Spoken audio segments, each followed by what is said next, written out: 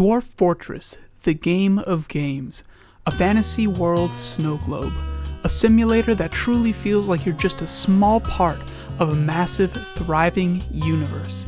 Each world in Dwarf Fortress is generated from procedural parameters, capable of everything from cold, deserted tundras to tropical paradises full of trees and colorful birds, to a nightmare realm of necromancy and death. The ground itself is populated with layers of stone and ore dictated by real-world geology, and the deeper you go, the closer you get to Tolkien-esque horrors of the deep. The dwarven colony I control is already a location of complex industry, dangerous unknowns, and political intrigue. However, I've decided to absolutely ruin my copy of Dwarf Fortress by combining several full overhauls of the game into one mod pack to rule them all: the Deep Fantasy Pack. This mod pack combines the Monstrous Manual by Deathsword, which adds about 100 new creatures and dozens of new civilizations and weapon types from the world of Dungeons & Dragons, What Lurks Below and Assorted Creatures from ZM5, which adds tons of new creatures and overhauls every single cavern layer with new threats and plants, Many-Mancy by Mobstar, which adds multiple new types of magic to the game, like Geomancy and Pyromancy, and adopts new languages from the D&D project by Dice Goblin, with some help from DF Lang Create by Talviano. What this means is that there are now 700 new kinds of creatures in my version of Dwarf Fortress, dozens of new weapon types, fully playable versions of almost every kind of civilization from Dungeons & Dragons, with complex caste systems like half-orcs and different kinds of dragonborns. We've got Aarakocras, goblinoids, halflings, tieflings, orcs, giants, new races from ZM5's assorted creatures like the Scions of the Saw, who love bloodshed and rotary blades, hundreds of new kinds of harmless little creatures and insanely harmful little creatures, about a dozen new languages that I expanded to flesh out the vocabulary into version 47.05 of the game, the newest version at the time of recording, and a growing number of threats to the fortress. I spent almost a week getting these mods compatible with each other, populating civilizations with lore-appropriate versions of their weapons and armor, and removing duplicate creatures more than anything. In the end, this version of Dwarf Fortress felt like it embodied the real chaos of feudal warfare and politics. Every world I generated was wildly different from the last. No longer did dangerous necromancers exert their will over every single world. Sometimes hybrid civilizations of giants and halflings would steamroll goblins in the first decade. Complex politics and a greater number of seemingly ethically evil civilizations who actually turned out to be pretty chill, like the Drow and the flesh cultists. The flesh adherents are the warriors of the flesh cultists, possessing both knowledge of arm fighting and the ability to turn their own limbs into blade tendrils of flesh and bones. The oracles are the religious leaders and spell users of the cult. Aside from turning their limbs into fang tendrils, they can cause additional tendrils to burst from their stomachs or turn their entire lower body into a massive maw. Seem to create a world where trade and cultural exchange happen even more regularly than in the vanilla version. Busier worlds often meant more conflict, an earlier conflict, and these early histories sometimes devolved into endless war between a few powerful civilizations. I wanted to feel like a small fish in a huge ocean, tossed about in the waves. As much as I loved vanilla Dwarf Fortress, it could no longer contain me. So I set out to create a new Dwarf Fort, starting out live on Twitch.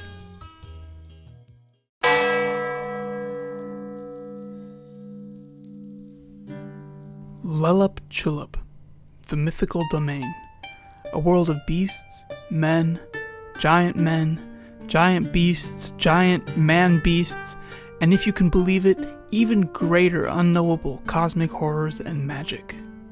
Our continent is an interconnected one, with extensive mountain ranges in the north, interspersed with forests and jungles. Dwarven mountain halls dot these mountain ranges, and small pockets of evil magic are beginning to spread. It's year 100. The south is mostly hills and savannas, with a few deserts in between. While there are some dwarves, the citizens here are mostly a few modded races that thrive in the warmer climate. The aforementioned Scions of the Saw, fungal humans called rot scales, and this desert land bridge inhabited by a civilization of Azers, infernal dwarves who are forged into existence rather than born. I decided I would start a new colony for the dwarves. Throughout the realm, 35 other civilizations would be competing or collaborating for resources and power. Wherever I chose to settle my new dwarven fortress, we would almost certainly have to fight. My initial desire was to settle around a volcano so we could just throw our enemies inside. However, the great omnipotent dwarf prospector in the sky, aka DF Hack, alerted me that there would be little in the way of usable metal there. Not too happy about that because it means we won't have anything to make real weapons. And we're gonna have to trade for it, which might not happen. So as tempting as it was, I abandoned the volcano fort for a metal-rich spot on the savannah, about 2 days' travel from the rest of my people. Slayers, like look at this area, this savannah. Here we would have iron and fluxstone to make steel, gold and silver to make electrum, and war with the Orcs and Tanari? I'm sure it'll be fine. The name of our fort had to be a strong one. The name of our group, the Mythical Relic, had a tantalizing and somewhat abstract sound. However, for our symbol, I chose something much more direct. An image of 3 orcs impaled upon a single spear. A brash and offensive image, and one that I adopted perhaps all too gleefully. See, I misinterpreted the multiple red minuses on the Embark screen to mean that we were already at war. But they actually mean that we will just inevitably have diplomatic conflict due to ethical disagreements. Put simply, the orcs want to eat my babies, and this is not okay. So perhaps by provoking them with such an insignia, we were just portending our own future troubles.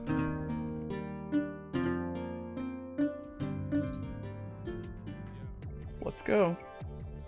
Dwarf Fortress is doing a load. Hopefully not a crash. You have arrived. After a journey from the mountain homes into the forbidding wilderness beyond, your harsh trek has finally ended. We set out in the year 100 to make a new home in the south, surrounded by potentially dangerous neighbors. Our civilization, the Twilight Arches, is led by our queen, the universally beloved Toasted Copperships, who is cheerful and calm, an expert consoler and judge of intent. Our expedition, however, is led by Kel, a pessimistic, ungrateful, disagreeable dwarf with a short temper.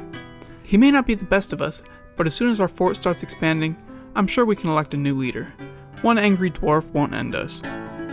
The area we ended up in only has a few trees now and a frozen river. Well, not even a river, but a brook which is so shallow it can be walked across. It won't do anything to stop invaders, and it could definitely pose a problem if we don't get underground. We only brought a few weeks of alcohol with us and some plants to grow more, but if our dwarves should get injured, either by accident, each other, or one of the hundreds of dangerous creatures that I added to the game, their usual alcohol-only regimen won't cut it. We need fresh, unfrozen water. But we couldn't break into the caverns just like that. We started by getting some workshops down. These first workshops will be the crux of production in our fortress. We built rooms for our current and future noble people, and before we knew it, a wave of migrants had already arrived. Wow, this is crazy. So they've got a pet vine serpent? A large plant-based serpentine monster. It has 4 eyes and a head that splits outward to reveal a maw full of sharp fangs. It often pretends to be a normal vine until a potential victim appears, at which point it attacks. Its bites are highly poisonous. My first encounter with an ambulatory plant, and certainly not the last. These vine serpents were from one of ZM5's mods, and our fellow dwarves had apparently learned to tame them. We started getting the nobles' bedrooms set up and more workshops constructed, amidst the mess of stone everywhere. The first caravan from our parent civilization arrived, and we rushed to get a trade depot set up. But first, tragedy. What? He killed my fucking bookkeeper. Okay, I guess they are dangerous. A gleam claw, a large wildcat covered in crystals, murdered my bookkeeper out of nowhere.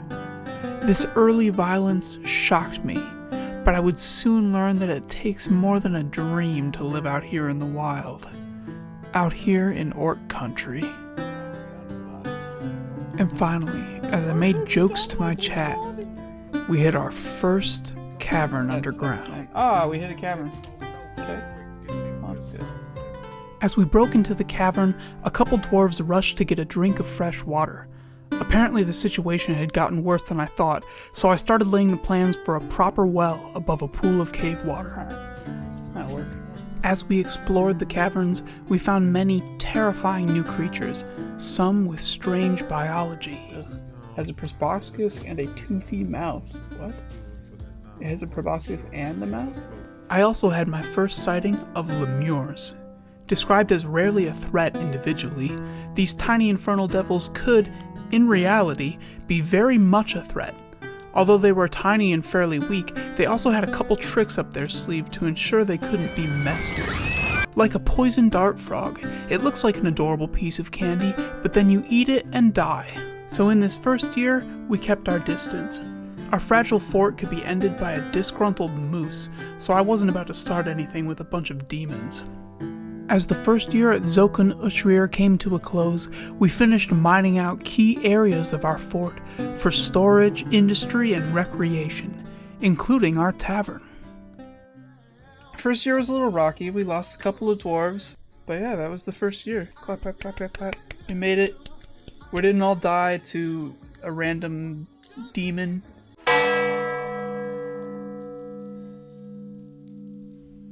Oop.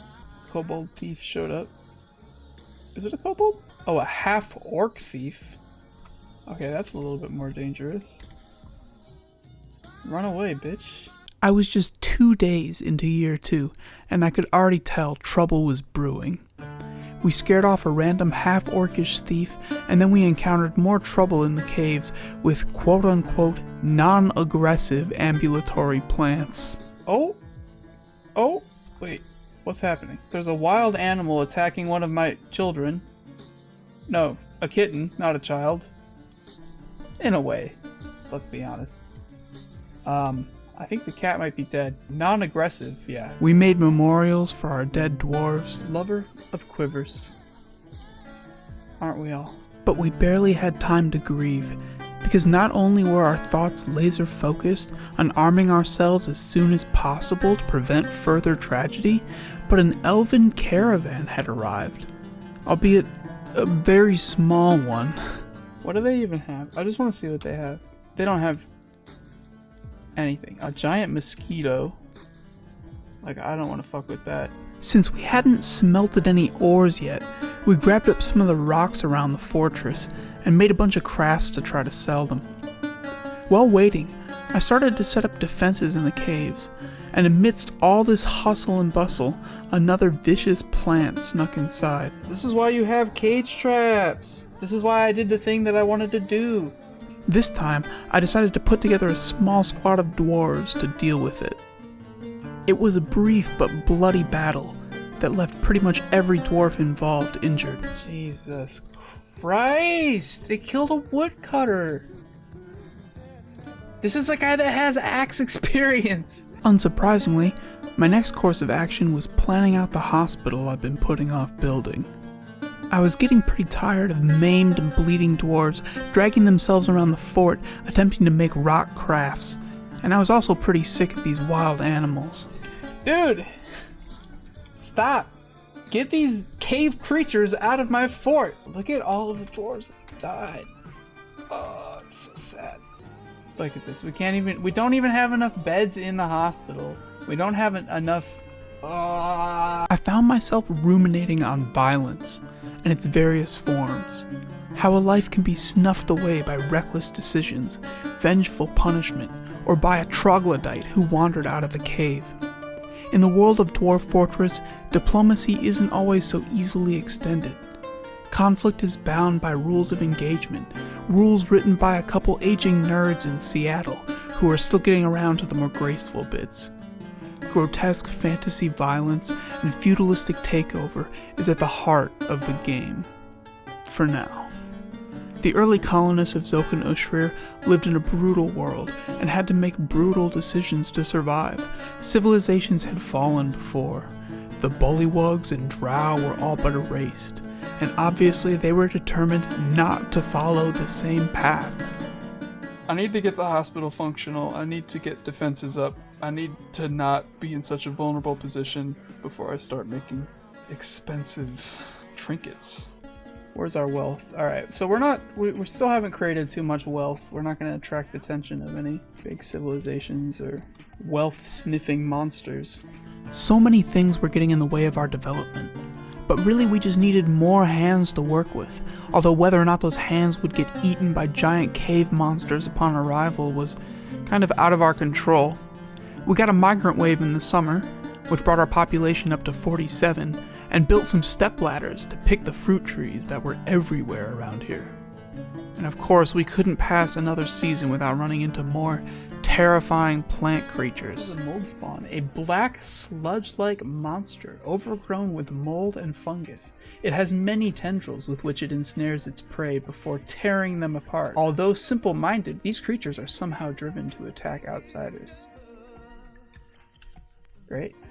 Another thing I didn't know I had to fear. The number of dead dwarves was climbing, and we were just starting to get workshops for metalsmithing set up. We were surrounded by iron ores, but we needed some kind of flux stone to make pig iron and then steel. So we dug down into the next cave layer, which seemed full of strange new plants like trees made of flesh and bone.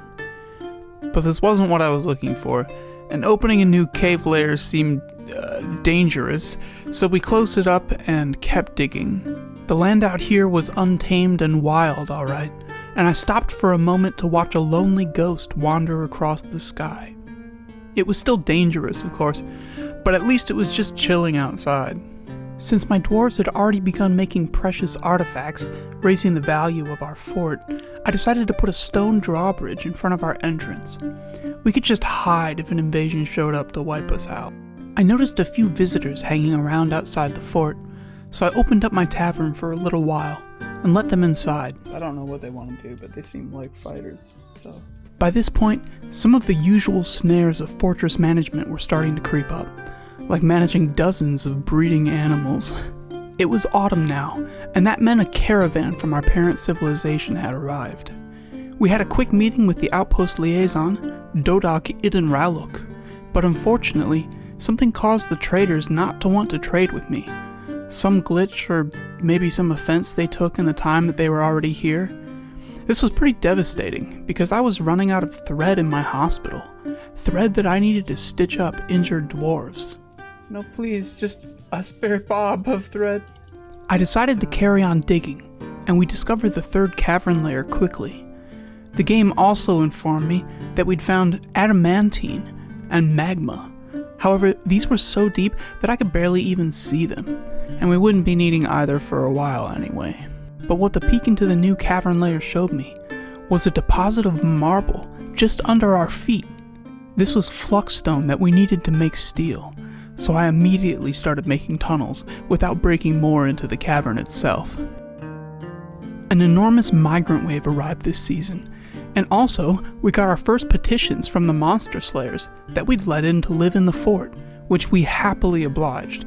I was getting excited at the prospect of making steel, so I began setting up a place for military dwarves to train. Year 2 in the fort ended strong.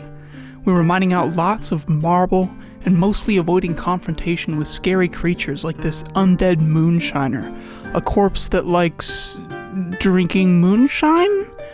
We spent time tidying up, mining resources, and burning lots of wood to make charcoal. Zokunushrir was still young and under the radar of the local raiders, but for how long? I ended this 6-hour live stream knowing that I would soon have an answer to that question.